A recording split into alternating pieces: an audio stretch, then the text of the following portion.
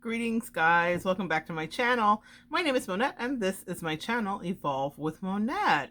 I'm a professional intuitive empath, and today I want to jump right into the title of the video, which is Crystal Clear. This is a new series that I'm going to introduce on my channel where I go over some of the crystals, gems, rocks, and tumbled stones that I utilize in my day-to-day healing practices, cleansing practices, my mental health rebalancing practices, my healthcare aids. So I know that we often see a lot of the readers that are here on YouTube, and they've always got crystals and stones around. And it's not just because they're pretty, though I will say since I was a child, I've been obsessed with collecting stones. I guess this was me remembering things from past lives. So I always loved the little stones and got like the stone souvenir when you went to different places. That was my thing, the little tube of crystals and stones.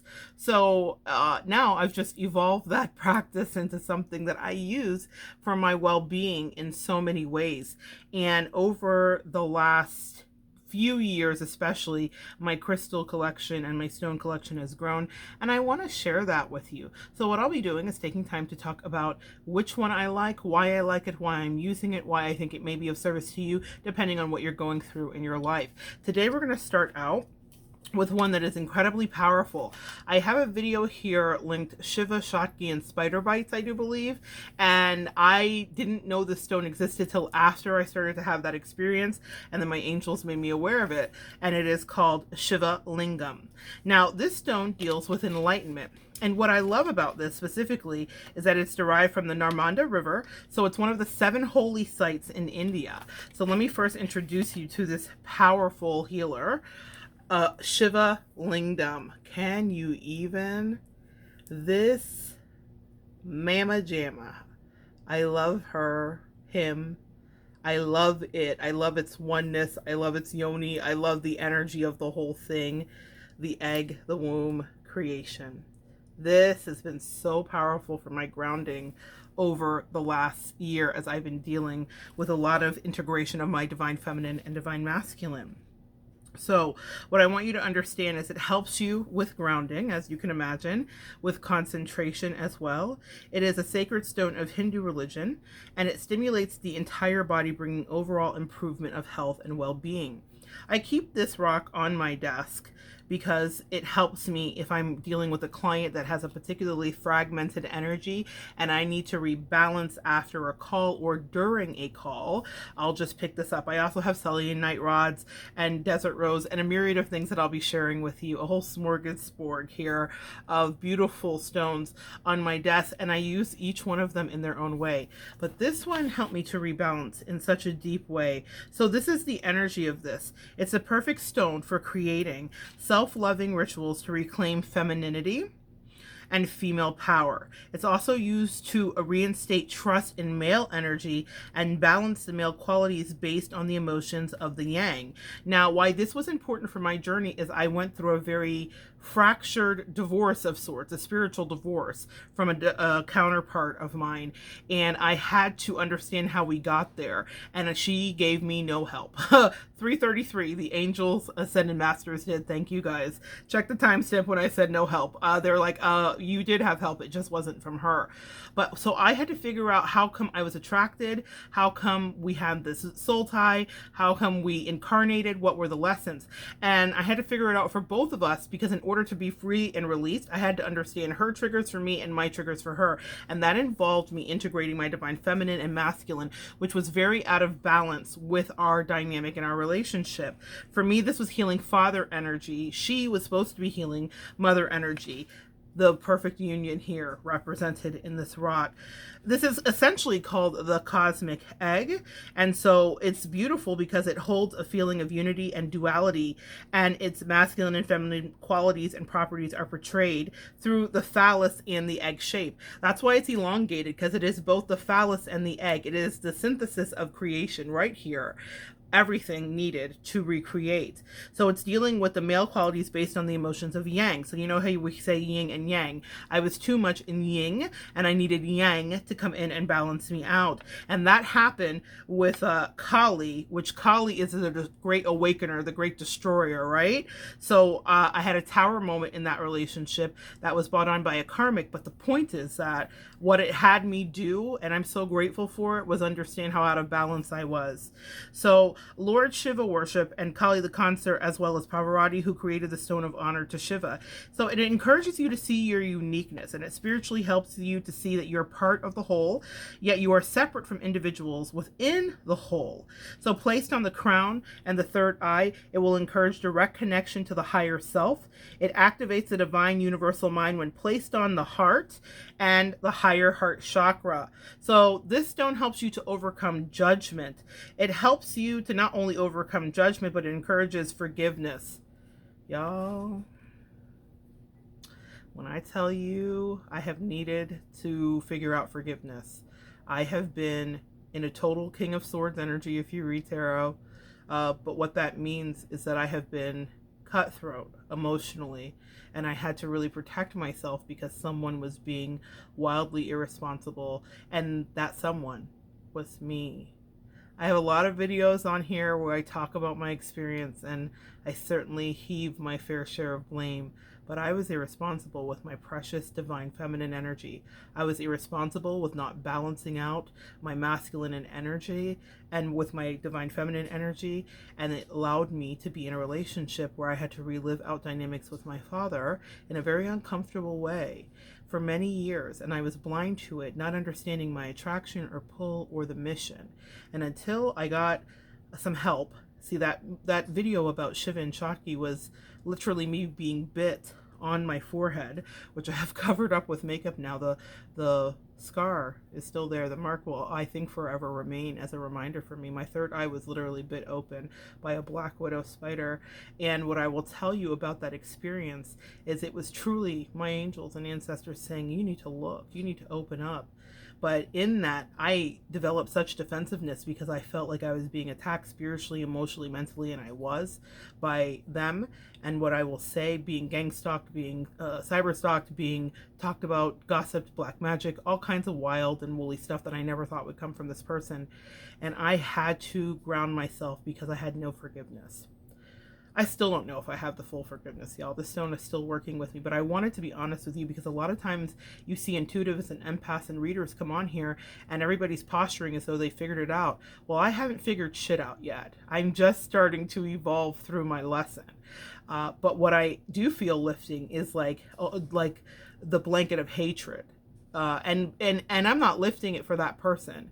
I feel still ways. But what I will say is that I'm lifting it for myself. Even feel my shoulders relax there. I'm lifting it for myself. I can't teach you guys properly, heal properly, or manifest the appropriate counterpart properly until I've healed. And that's what this stone has been doing. I spent a lot of time learning a lot of powerful lessons. I can't say it's a waste anymore because I have so much to teach from it. It was such a powerful moment in my life that I'm actually grateful for. And I'm grateful for it because I've been working with this energy here of the Shiva Lingam. Okay? So it encourages forgiveness. It awakens Kundalini energy when placed on the root or sacral chakra. I love this because it's kind of like a multivitamin of stones. We're dealing with our third eye, pineal gland, seeing. We're dealing with our heart chakra, which needs to be open and grounded in order to love properly. And then our root chakra, that's at the base of the spine, that Kundalini rising energy. That's dealing with sexuality. A lot of things that were imbalanced in my situation had to do with an overactive sacral for my divine counterpart. Her sexuality was off the chain, and she used it like a sorcerer in a very negative way, very Jezebel spirit kind of energy. And I'm not shaming or sex shaming anybody. I believe in our agency. I believe we can love who we love. I believe love is a lot.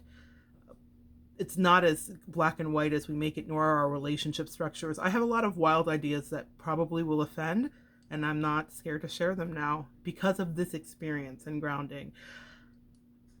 I like things that are different. And I think that that's what I'm here to do, is to help other people that might feel the same way understand that. But I will tell you, when you're dealing with the sacral chakra, mine was underbalanced. While I have a high sex drive and high sexual energy, I very much was not in alignment with allowing myself freedoms within that. Not really. And I allowed a lot of my programming from childhood to affect how I dealt or interacted, or what I thought I was worthy or deserving of, or what I thought I could or should have. Now, in this case, my angels allowed me to be protective regarding not sharing sexual energy with her. I didn't know how reckless she was until towards the end. But I will tell of many years of us being interacting and having friendship.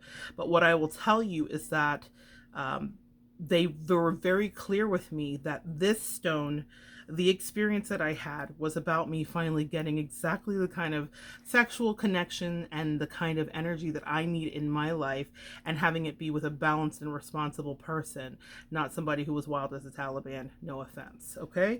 So I just, that sacral chakra got, and so when you're putting it at your root chakra and you're dealing with your Kundalini rising, that's directly tied to creativity of all forms. Okay.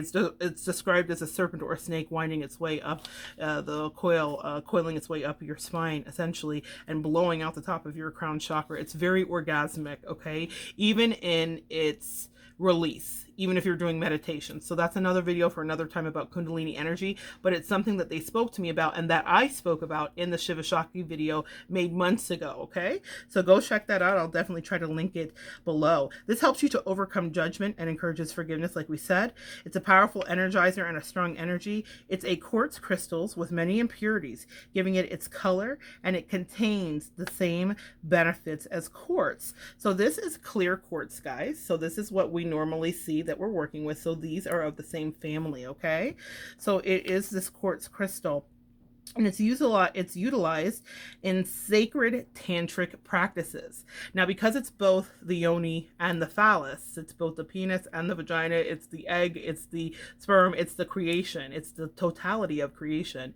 It is used in tantric sex rituals. And if you're dealing with like being more familiar with the Kama Sutra, or increasing your connection and deep, intense connection to somebody that you decided to take that journey with, then this is something that is used as part of this. Not necessarily in the sex act, but definitely maybe charging up energies between the counterparts before they engage.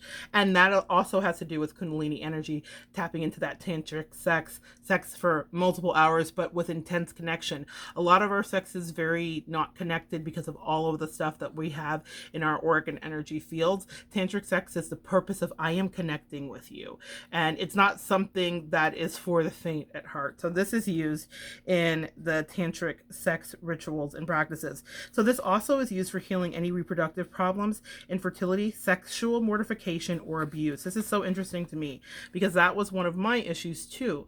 My early childhood indicated how I expressed sexually. My counterpart's early childhood also indicated how she expressed sexually. I cannot speak to her or abuses or whatever because I genuinely do not know, but I know from behavior and acting out that there is a lot more going on. Even the way she observed maybe her mother's sexuality and how she expressed it has affected her. It affects all of us. That is not to say she is unique or that I am unique. This affects you too. So this is used for reintegrating, especially if you've been dealing with abuse, impotence. It helps to relieve menopausal symptoms, menstrual cramps, and may help disorders of the prostate. It's used also to balance fluids of the body, to alleviate back pain, to assist with the alignment of the spine, and it helps to unite separated people. It also encourages a feeling of togetherness and community, release the old and outworn behaviors, emotional and sexual trauma, and it attracts y'all, I'm so excited about that part that I can't even speak right. It attracts a sexual healing partner. So when you get this feeling, you need some sexual healing. This is a very sexy stone. It's smooth and it feels good, but above that, it's grounding and it's super healing. And I'm thinking of that song, Sexual Healing. That is something that is used for, that is something that I'm currently manifesting with. Like finding the right alignment in sexual expression is super important to me. I kind of think it's part of why I'm also here on earth. And it's something that I don't think a lot of people are used to hearing someone that looks like me talk about. Black, but also a big girl as well. All of these things combined usually mean, especially for larger women, I'm just gotta speak to the truth here, sexuality is removed and absent, or we're over sexualized because of other things. That's a whole nother video for another time. What I will say here is I'm looking for a healthy balance in that. And so I'm kind of leading into this, and this has been a wonderful addition to my healing. So that was a little bit longer than I wanted it to be, but I wanted to share with you there are reasons why this stone comes into your life. And literally my angels brought it into my life after I had already gone through a lot and after I had begun to integrate. It was almost like their reward. They said, you finally get it. Divine feminine and divine masculine have to be in balance for you to be in a healthy relationship with anybody, a friendship, a relationship, a romantic partnership. In order for you to express yourself creatively in the world, you have to be in balance. In order for you to be an entrepreneur and a business owner, you have to be in balance. In order for you to be a creator, you have to be in balance. And this Shiva Lingam helps us get into balance. I picked this up from a beautiful Etsy shop, and I believe it is Strong Healer. And she is wonderful, beautiful packaging, fantastic information, speedy service. Check her out. I will see if I can link her shop below. I really enjoy and trust what she sends, and it feels, and she charges them up on a crystal grid. It's just so up my alley and up anybody's alley if you're a sage burner, crystal collector, tarot reader, oracle reader, angel speaker, narcissist whisperer. Okay, this is the empath stone, guys. You need it, especially all of my divine feminines out there. If I could recommend no other stone to you, this is it. I guess our angels are saying they agree, so I'm going to check out here.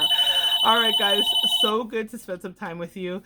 I will talk to you later. Come back and we will continue to evolve together.